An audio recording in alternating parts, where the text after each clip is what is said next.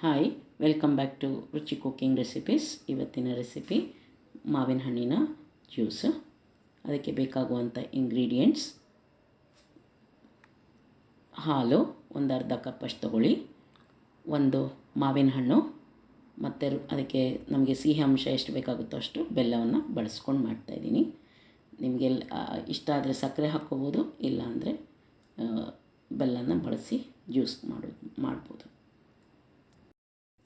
ಮೊದಲಿಗೆ mixie jar ಒಳಗಡೆ ಮಾವಿನ ಹಣ್ಣನ್ನು ಚೆನ್ನಾಗಿ ತೊಳೆದು ಅದರ ತಿರುಳನ್ನು ತೆಗೆದುಕೊಂಡು ಅದರೊಳಗಡೆ ಹಾಕ್ಕೊಳ್ಳಿ. ಜ್ಯೂಸ್ ಮೇಕರ್ ಇದ್ದರೆ ಜ್ಯೂಸ್ ಮೇಕರ್ ಯೂಸ್ ಮಾಡಿ, ಇಲ್ಲ ಮಾಮೂಲಿ ಮಿಕ್ಸಿ ಜಾರಲ್ಲೂ ಕೂಡ ಮಾಡ್ಬೋದು. ನಂತರ ಅದಕ್ಕೆ ರುಚಿಗೆ ತಕ್ಕಷ್ಟು ನೀವು ಬೆಲ್ಲವನ್ನು ಹಾಕ್ಕೊಳ್ಳಿ. ನಾನಿಲ್ಲಿ 3.5 ಸ್ಪೂನಷ್ಟು ಯೂಸ್ ಮಾಡಿದ್ದೀನಿ. ಒಂದು ಅರ್ಧ ಲೋಟದಷ್ಟು ನಾನು ಹಾಲನ್ನು ಹಾಕಿದ್ದೀನಿ. ನಮಗೆ ಕನ್ಸಿಸ್ಟೆನ್ಸಿ ಎಷ್ಟು ಬೇಕೋ ಅಷ್ಟನ್ನು ನೋಡ್ಕೊಳ್ಬೋದು.